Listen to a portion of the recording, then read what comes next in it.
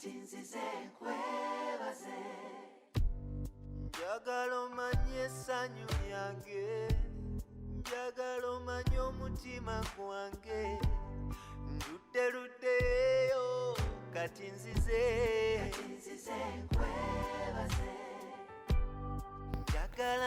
Good afternoon, everybody. Good evening, good morning, good night, depending on where you are.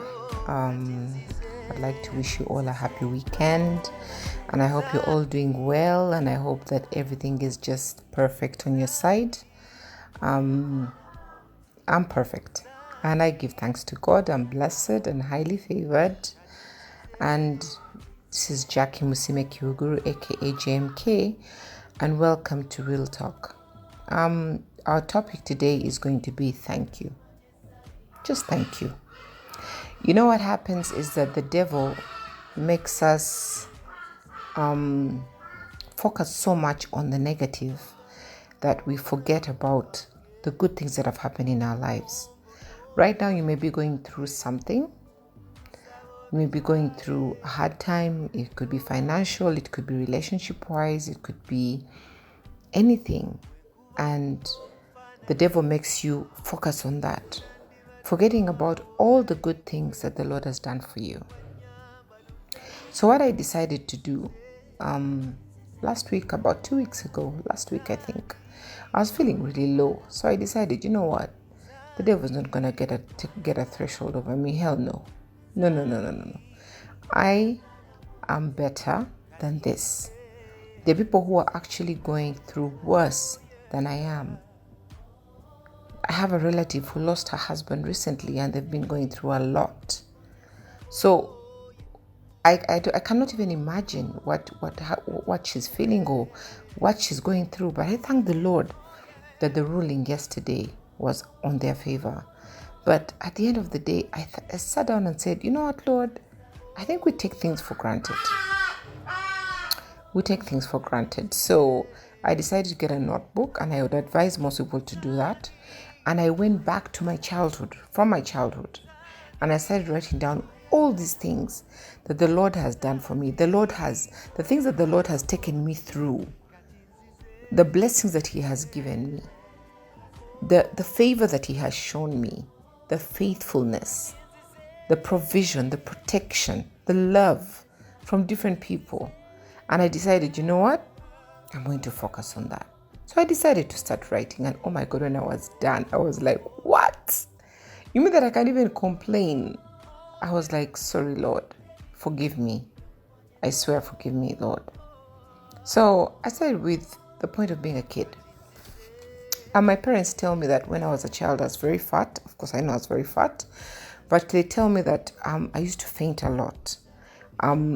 The fat would kind of like compress on my heart, and then I would just collapse. I'll be playing normally, and then I'll just collapse, and they'd have to rush me to hospital, put me under something that they call a tent, like in hospital terms, I don't know what it's called. And it has some heat, and then the fats would kind of like dissolve, and then I would come back to normal. But when I thought about that, I was like, wow, I'd have died when I was a kid. You know, the Lord actually kept me for a reason and for a purpose. I would have died, but He kept me.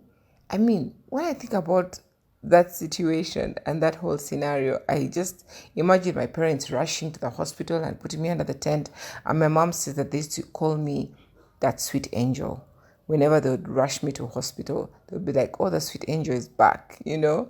So I just thank God, because by the time the nurses even got to know me, it means that it was regular. It was something that was happening regularly, and I survived. Then my dad, when I was also quite young, very, very young, I remember my dad got a very, very bad accident. He was coming from Imbara, and he got an accident around Budo. And he was with his brother-in-law, my late Uncle John.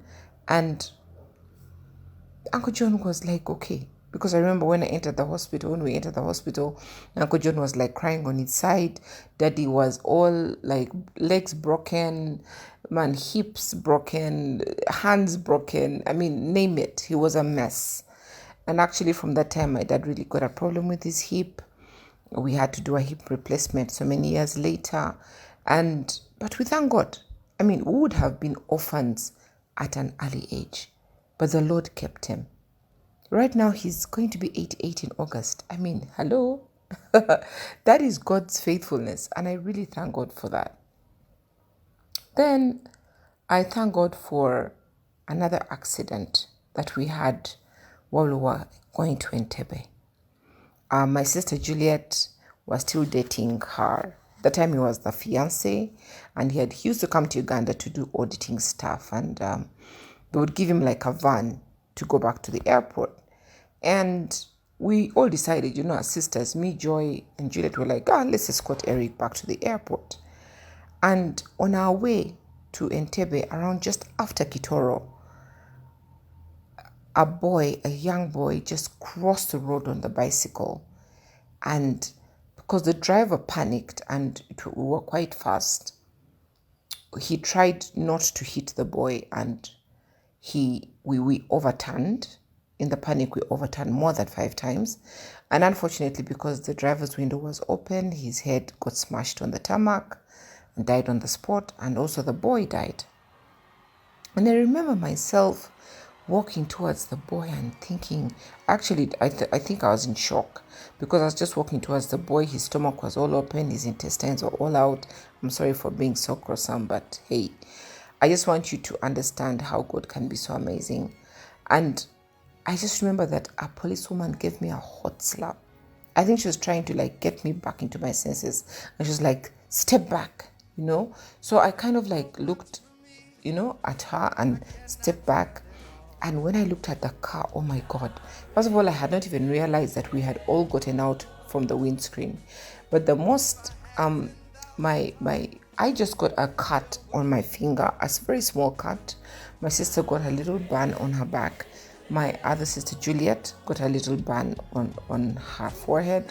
And then Eric, for him, he got the most injury. His thigh was, part of his meat was really cut off from his thigh. And that was because they were all seated at the front with the driver, and he was trying to protect my sister. And we always make it a joke, because we always say that, when everything went quiet, he shouted and said, Juliet, are you okay? And we're like, yeah, we're also okay. We're also okay, we're also fine, because we're like, hello, we're also here. But, well, he had to take care of his fiancée. But it was a miracle. And then further to that, a good Samaritan just comes out of the blue, puts us in the car, and drives us to Makerere. And we were alive. We are alive, And it's just amazing. Honestly, when I think about that accident, I always think, God, you really have something that you need us to do. That's why you keep us on this earth. And I'm very happy that all of us, by the way, all of us sisters are in ministry, and I give the glory to God for that. I also get reminded about my first marriage. My first marriage didn't work out. But that has nothing to do with anything. As I said, this is the thank you to the Lord. Let me tell you, we separated with Martin, yes, but he has been one. Actually, Martin sometimes confuses me, to be honest. He's kind. He's so good to the kids. He's so loving to the children. Actually, I always tell people that the Lord should keep Martin until 100 years, or until the time when the kids can take care of themselves, until the time when the kids are grown and working and married and whatever, because the level that he has put these kids at, me as Jackie, honestly, I'm not even trying to say that, I can't or whatever. He has put them at a level that is amazing. He has taken them to the best schools. He has the clothes he buys them. I'm not even trying to pose or anything, but I'm just telling you the truth. The clothes he buys for them, they'll ask for shoes, he'll buy for them shoes, and you look at them and you'll be like, there's even a time I'm always telling Jason, I can't wait for your foot to become bigger so that I can take those sneakers, because he really takes care of the kids without even thinking about it. And I always tell people that, you know what, separation does not mean enmity. Because honestly, with Martin, we're friends. We're friends. I can be sick. Sometimes I can be sick and I don't have money. Because, where I work, we don't have medical insurance. And the bill can be crazy. I'll send a message to Martin and I'll tell him, Martin, I'm in hospital. I'm sick. They've asked for so much. Before even you know it, there's a message from him. That is Martin. And I honestly thank God for him. I thank God for him every single day. And because of the way I talk about him, people think that, like my sister Juliet is always like, Jackie, for you're still a Barungi. No, I'm not a Barungi. I'm a Kihuguru. And I'll always be a Kihuguru until maybe another man comes up. I'm not a Barungi. But it's just that Martin is a good guy. Me and him failed. To see eye to eye. But that has nothing to do with any other thing that could happen. You understand? The kids or my parents, whenever my mom is in hospital, Martin will not fail to send money. Let me tell you. So I thank Martin for his kindness. My second marriage, of course, I got married the second time. I as I said, no negativity in this talk. I thank God that I met amazing people in this family. I met somebody called Gloria. They call her Glosh. Glosh is married to my ex-husband's brother. She's such a amazing woman. She's a person you talk to and you just feel like she's a good person. She's so much younger than me, but when we talk, Bambi, she's so sweet. She's such a nice person. She's such a nice girl. And I also met Maria, my ex's sister, and Angel, my ex's sister. These were my previous sisters-in-law. I mean, hello, it's very rare for sisters-in-law to be on your side, but these ladies are my friends. They stayed my friends. We still chat. We still talk. So I got a good thing out of it. I could have separated with their brother, sad, but I got a good thing out of it. I got friends. I got people who I can rely on. Not rely on really because they are much, much younger than me. But these are people that we can sit down and have a conversation and just be like, hey, what's up? Let's have a cup of tea or things like that. And, they all have kids and I'm really dying to see their kids. This COVID thing has really killed me. But hey, that's how the life is. Yeah. Then I want to talk about my career. I honestly want to thank the Lord for my career. From the time I started working in 1996. Actually, way before that. I think 1993 or 1992. When? Jesus. I finished campus 1996.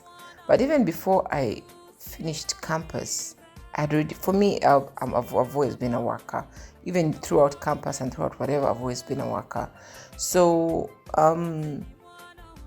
during that time, I got a job at the airport. I worked at the airport for about a year. Then I met a lady called Anita Ziksoka. I wonder where she is. I've taken so long without seeing her. And she was like, she had come off Alliance Air. And she was like, Harawa Chuguru, what are you doing here at 2 a.m. in the morning? And I'm like, no, I'm a supervisor. I have to make sure everything is okay. I have to make sure all the passengers are fine. I have to make sure that all the passengers are on board and off board and things like that. Because of course, people are moving like to other countries, And she was like, no. That was like, I think like it was like a Friday or Saturday. And she told me, if you have time, come and see me on Monday. Now, when you work at the airport, you work 2 days, 2 nights, 2 off. So I told her, I'll come and see you when I'm working, when I'm not working, when I'm off. So I went to Nile Bank, the old Nile Bank. Yeah, and I saw her and she was like, no, Jackie, there's no way. What did you do on campus? I told her information science, a librarian. She was just like, my God, we've needed somebody to just organize our library and stuff like that. So I started working at the bank. That was now the beginning of my banking experience. Then I had the most amazing boss, Samuri Njuki. This is Samuri Njuki. Every single day, Kwani, that guy, he would get up every morning, go around, greet people, find out how you're doing, and things like that. And he came and told me that I was actually, I remember I was pregnant with Nicole. He came and told me Standard Chartered cooperative bank has closed. Standard Chartered has bought it and they're opening up branches. There's a project manager there called Richard Biarugaba, who is now the head of NSSF. Go see him, and I've already given him your name. Just like that. I was like, wow, thank you. So I go see Richard. Immediately we click with Richard, and I got a job in Standard Chartered, and that's where my banking career really started, because I started from being a teller, from the lowest, from being a teller until I was the head of managing Excel Banking. And while I was managing Excel Banking, I get a call from Richard, who is at Barclays, and he's like, I'd like you to come and work for us. I was like, wow, okay. Better salary, better job. I go, he's like, we're opening Prestige branches. I would like you to work for Prestige. I moved to Garden City. I work there. While I'm there, Richard leaves Barclays, goes to Nile Bank, is the MD of Nile Bank, calls me, Jackie, I want you to come to work at Nile Bank. I'm telling you, it was favor after favor. So while I moved to Nile Bank, I'm enjoying my job. Richard, let me tell you one thing. Anybody who has worked with Richard Biarugaba, I'm not even joking, is one of the best MDs. Aki, I've worked with very, very good MDs. Samuel Njuki, amazing MD. Richard Biarugaba, amazing MD. Then I'm there, and all of a sudden, Susan Kitariko calls me and is like, Jackie, where are you? The funny thing is that it will be too long, so I can't really go through that story. But because of something that happened in Nile Bank, I had just been fired from Nile Bank. And on the day that I had been fired from Nile Bank, that day that I had been fired from Nile Bank, Susan calls me. She says, where are you? I'm like, I'm in my car, I'm just chilling. Can you please come to UTL? I would like you to be the head of customer service. I'm moving to Orange. That time they used to call it Orange, now it's AfriCell. I'm like, oh, okay. She says, Jackie, I came to Parliamentary Avenue when you were working in Nile Bank, and the service you gave me was amazing. I really want you to come to work for us. Come and see my boss called Hans Paulsen, blah, blah, blah. So I go to UTL with my termination letter in my bag. I go to UTL and I meet Hans. And Hans was rushing. Hans was rushing to go to South Africa. So he takes me to the head of HR, Sarah Chinji, and he says, I'm rushing to South Africa. Please make sure that you have a word with this lady. If you're comfortable with her, make a decision when I come back after 2 weeks. So Sarah was like, okay. So when I entered her office, that's one thing now we need to realize, is that we need to be sincere. We always need to be sincere and honest. And for me, that's one thing I am. Because whether it will hurt you, whether it will hurt me, whether it will whatever, I always make sure that I'm honest. So I talk to Sarah. I sit there in her office. I talk to her and I tell her, Sarah, you know what? I've just been terminated from Nile Bank. Because Nile Bank Barclays had bought Nile Bank. So she says, why? So I told her, honestly speaking, the reasons, I have no idea, because it was not my fault.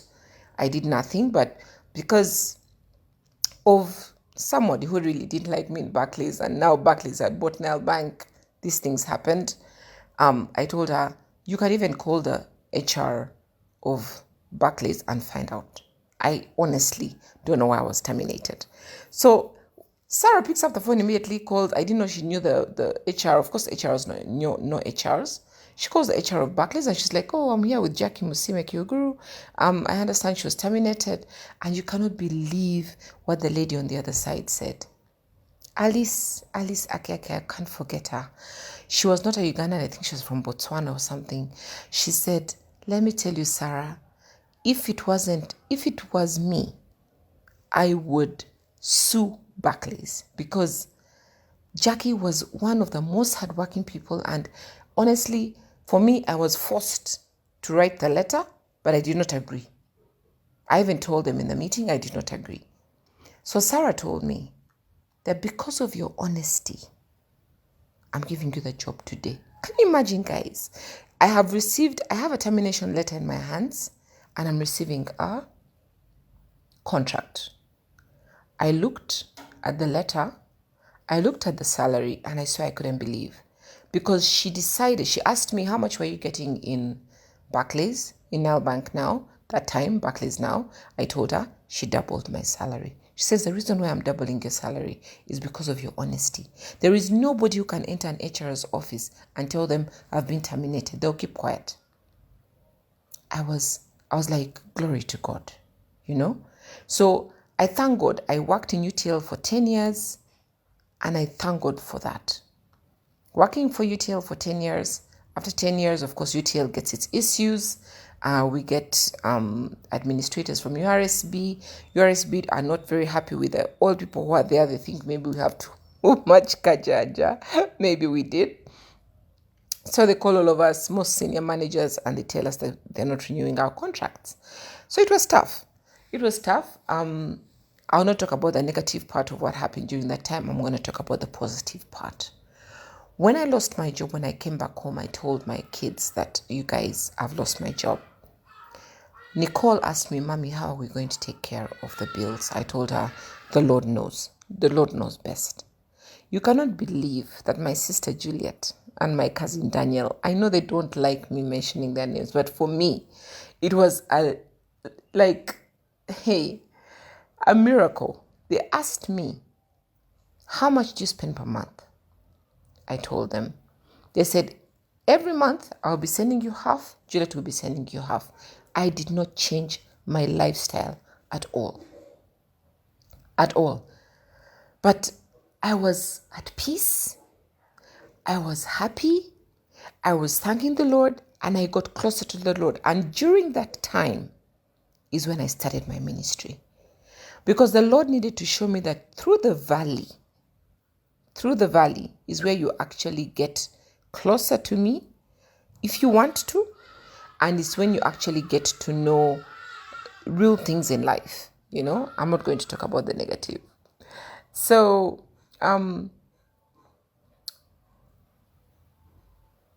what is the next thing? I have the best friends in the world. Let me tell you, I have the best friends in the world. I cannot even fathom the blessings and the favor of the Lord on my life when it comes to friends. Let me tell you, today to find true friends is a very, very hard thing. Very hard. Let me tell you, I can take a long time without talking to people. But when I pick up the phone to talk to them, it's like as if we spoke yesterday. We just continue. You understand? You know those kind of friends. And I always talk about the Standard Chartered OGs. Those ones are my gangos. Like, honestly, we talk about everything. If it has to do with issues with our kids, if it has to do issues with ourselves, and you know that it is not going to get out of that circle. You know for sure. Because we're ladies who are respectable. We're ladies who are... we're the same level of thinking. We're intellectual. We're not gossip people. We're not low. In short. So I have good friends. And then I have other friends who are also just like that. I have people like Mariam Chigundu. I have another Mariam who Jason loves like nothing. I have people like Rona who I've known from Narisunsa. I have Hadija Nachimwero. I have Shakira. I have friends that I met in Rest TV. I was recently on Rest TV. I just decided to leave because I felt like I was more comfortable in my space. And I met people like Ivan, I met Patrick, I met Rachel, I met Shif. Oh my God. I met lovely people. You know, somehow it's amazing that whenever I work in a certain place, I connect with certain people. I remember when I was working in Banana Phone World for the Chinese, I met Sylvia. Sylvia was the head of HR. Oh my God, we are so tight. We're so tight. I'll pick up the phone and even before I start talking, she'll start laughing. And I'll be like, girlfriend, why are you laughing? You know? And then there are different other people like, you know, Susan Kulabako. And there are people who just understand you. You can talk to them about anything, and they will not judge you. They will not judge you. They will advise you. Now, like in the Sana Chatted group, we have someone called Harriet. We call her Mother Hen. Just like in my family where I call Juliet the Mother Hen. Now that is how Harriet is. She will give it to you as it is. And that's what I love. I don't like these friends who are yes, yes, yes. You know, the friends who actually sit down and give you proper feedback are the best friends that you can have. You know? So, then I have the best house managers. I don't call them nannies. I don't call them maids. I call them house managers because they're the ones who manage my house. Let me tell you, I don't like stress. Number one, I don't like stress. I don't like working at home. I don't like cleaning. I don't like washing. I don't like cooking. I'm very clear. Okay? So when I come home, I want to find everything in its place. And let me tell you, these girls just do it for me. I don't need stress. And another thing that I do with them is that I laugh with them. I sit down, I can go to their room and I just sit down and I laugh with them because they are human beings just like us. Maybe the only reason why they're house managers is because they were not fortunate as us to go to school and do the things that we're doing today. They're normal human beings. But I love my house managers. That's what I can say. And I thank God for them. Then I got a very bad accident in December 2019. Very, very bad. I was crossing the road just behind King Fahad. And I don't know where this border came from. And he was riding so fast. He knocked me. My coat got caught in his tire. So he dragged me on the tarmac for quite a while. And my kneecap moved from the middle to the side. And I was in pain. But after, at that point when you've just gotten the accident, you don't feel anything, I think, because you're in shock. But one thing I learned about Ugandans is that Ugandans were loving people. Before I knew it, people were running to the border grabbing him because he was trying to escape. People came and quickly grabbed me off the road, took me inside the plaza. People were all over me asking me. There was a guy, I think he stays in the States, but Ugandan. He continued asking me, "Are you okay? Do you feel pain here? Do you feel pain here? Do you feel pain in your chest? Do you feel?" I was like, no, I don't. But I think I was in shock. But luckily, my father's driver was nearby. So I called him and I told him, please take me to Nsambia. He was insisting, why Nsambia, Jackie? We're very near this. We're very near. I said, I want Nsambia. The reason why I wanted Nsambia is because people know me in Zambia and I'm nearer home because I stay in Makinde. So I wanted to be near a place where, I just insisted I wanted Nsambia. So I came to Nsambia and I was treated so well. I was x-rayed and everything, but at the end of the day, I was alive. People continue telling me, Jackie, if there was a car behind you, I swear you'd be dead. And I just thank God because honestly speaking, it happened so fast. I don't know. All they said is that I was protecting my face and people just said, Jackie, you love your face too much, so you are protecting your face. You don't care about the rest of your body. But it was just, I think it's just a natural thing, like you guard your face from everything. But at the end of the day, I was alive. Then in December, I don't know what is wrong with December 2020, I don't know what happened. I just started getting sick. I don't know whether I was stressed. I don't know whether I was under a lot of pressure. I don't know. But I got from typhoid. Imagine typhoid. I was like, what? I went to office once. I had fruits. And I know that's where I got the typhoid from. But I was like, Lord, typhoid? Really? It's even ashamed to say that you have typhoid. Then I got ulcers. After ulcers, I got pressure. My pressure would be up. My pressure would be down. I was on drip. I was on cannulas. I was on what? I was like, what the heck is happening? I was sick for a month. My daughter was so worried. My kids were so worried. They're like, Mommy, what's wrong? What's going on? You're always sick. And it was so expensive.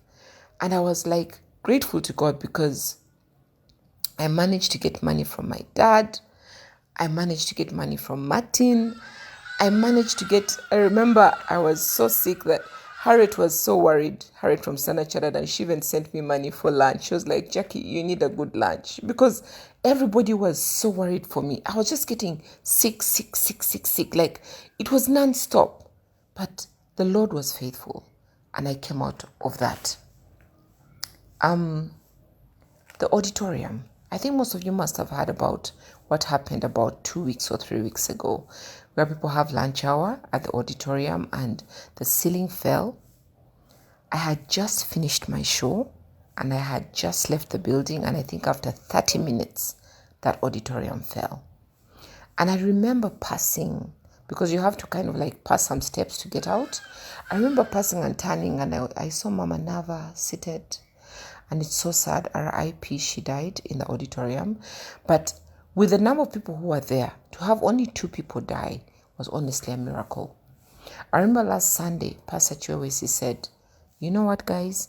The only reason why, yes, it is sad that we lost 2 people, but even the mother of the girl, there's a young girl who was in UCU who died, continued saying that, you know what? Thank God my daughter did not die in a bar. Thank God she died praising the Lord, because I know where she is right now. You know, that is one thing that we need to always remember, is where are we going to be after we die? Eternity. We always need to think about eternity. The number of things that the Lord has done for us. Aki, there's nothing that we should do but just thank God. Because when you look at that auditorium today, you cannot believe that just 2 people passed on.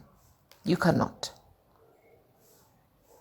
Then recently my dad, I'm not going to talk about exactly what he did, but recently my dad surprised all of us siblings. And it was like, oh, wow. My dad surprised us, and I honestly want to say thank you to him. During this time of COVID, it is something that everybody needed, honestly speaking. And I just want to say thank you to him for his loving heart and for what he did for us. Then my mom is very sickly. She's going through a tough time.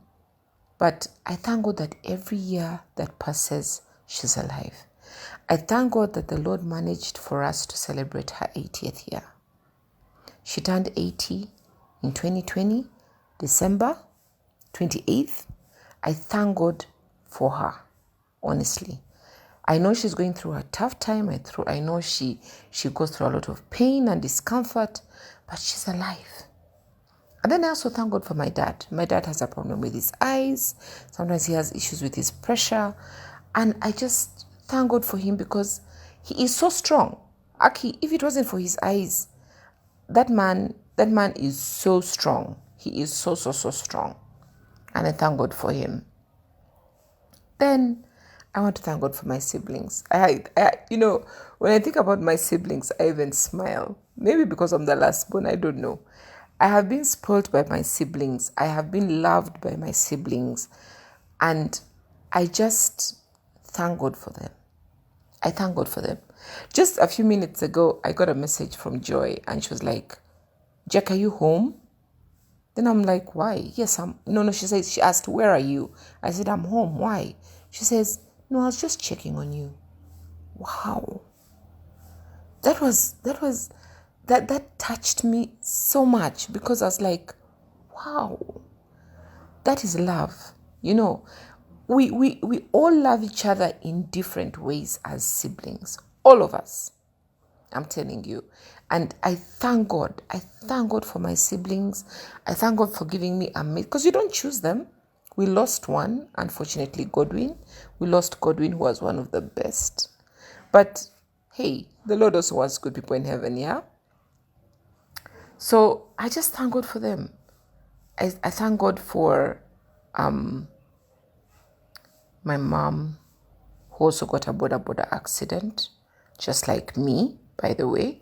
And that's when she started getting arthritis. She really started getting issues with her legs.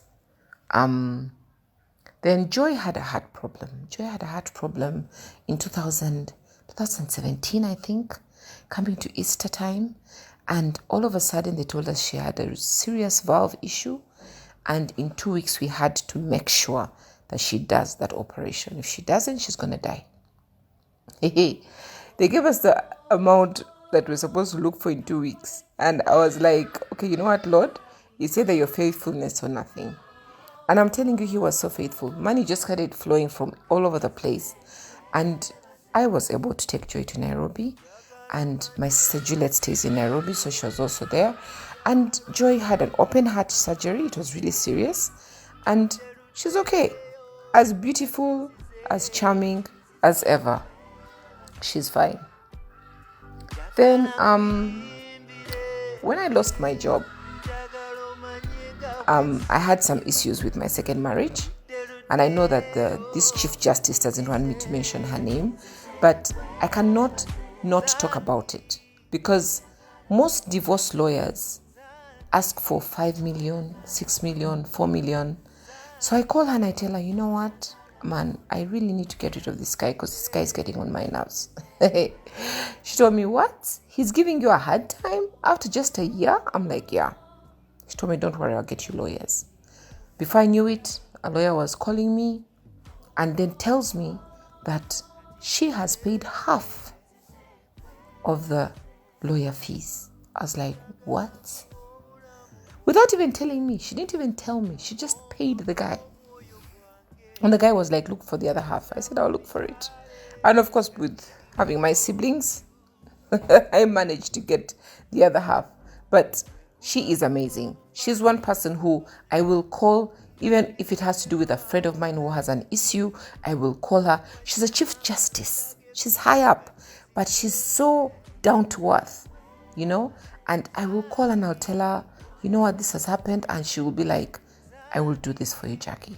I will do this for you. And I really thank God for her. Then, Gordon so many years ago was working in Oxfam. He has really had a good career. He's had an amazing career. That time he was working in Oxfam and he was the financial controller. And you know, in Oxfam you have to go and visit all refugee camps and stuff like that. So I think somebody tipped them off that he had money. So they came to his tent and with guns and they told him to walk out. And they shot him from the back. And they left him to die. And we just get this news that Gordon has been shot. And we're all panicky. We're in Mulago Hospital. But I'm telling you, God is good. A helicopter brought him to Mulago. Quickly, an ambulance brought him. And he was saved. We were in Mulago for quite a while. I am the one who took care of Gordon for, I think, 6 months. I think we were in Mulago for about 6 months. Because he had all these pins in his legs and stuff like that. But he went through a lot because even when you'd see a gun, he would shake. You know, he really went through a lot. But what I think about him and about God is that he can never forget every year to remember the day he was shot. And he's alive, he's living, he's in Nigeria, he's enjoying his life. Yes, he has that scar, but hey, he's alive. Then I talk about Geoffrey. Geoffrey has had a lot of small operations. And but the Lord has always brought him through. Always brought him through. Then I'll talk about Juliet on 2 counts. She has also had a lot of different sicknesses that are life-threatening, but the Lord has always brought her through. But the person that I'd really like to thank is Eric, her husband. Eric has been there for Aki. Hey, you know, there's that envy. Well, I think, okay, the Lord says we're not supposed to envy, but I think there's good envy and then there's good jealousy and then there's good, you know, because I really envy and I always tell Julia that I'm very envious of you and I'm very jealous of you because the love that this guy has for her and the kind of life that he has given her and the family is amazing. That I tell Juliet, you know, that, but really, doesn't Eric have some divorced friends or some widowers or some, you know, who can, you know, be interested in me? Because really, the way your guy, the Jaluos, the Jaluos really take care of the women. That guy has taken care of Juliet and the kids, and I would like to thank Eric so much for being such an amazing husband.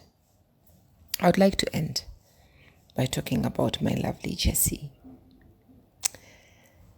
Jessie has been amazing.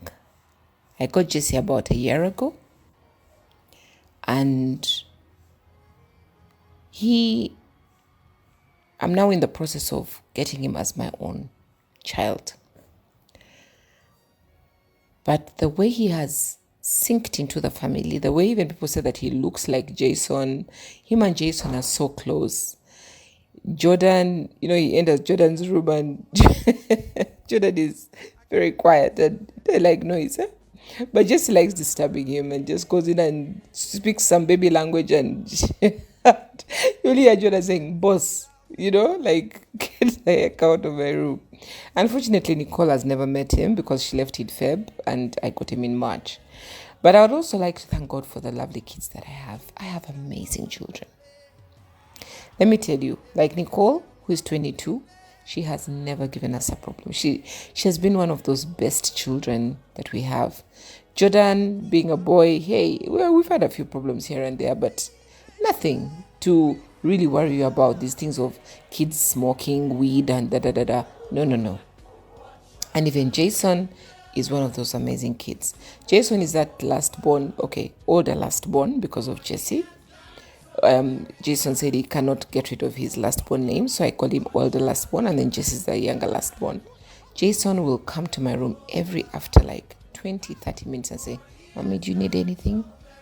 Mommy, do you need anything? Are you okay? That's him. So I have amazing children, and I thank God. Who am I to be favored so much by the Lord? I have horrible things that have happened in my life, but I cannot even make it like an issue compared to the amazing things that he has done for me. So I thank him so much for the things that he has done for me. I cannot tell it all. I must have missed some things out. But who am I to be loved so much? So I ask all of you guys to write down those blessings that the Lord has done for you from when you were young. Think about the positives. Forget about the negatives. Don't give the devil a threshold over your life. No, I'm not. In the morning, the devil, let me tell you, to show that the devil did not want me to send this audio. In the morning, I did a video. And from 10 o'clock when Jordan did the video for me, it refused to load. Because there's another gentleman who helps me to kind of like put my name and the title and the music at the back. It refused to load. I said, okay, you know what, devil? I'll do an audio. Let's see if the audio won't go. So at the end of the day, we need to understand that the devil is fighting. He always wants the negative things to cover our minds. But God is always good to us. So I love you all, guys. And I pray that you can just focus on the positive.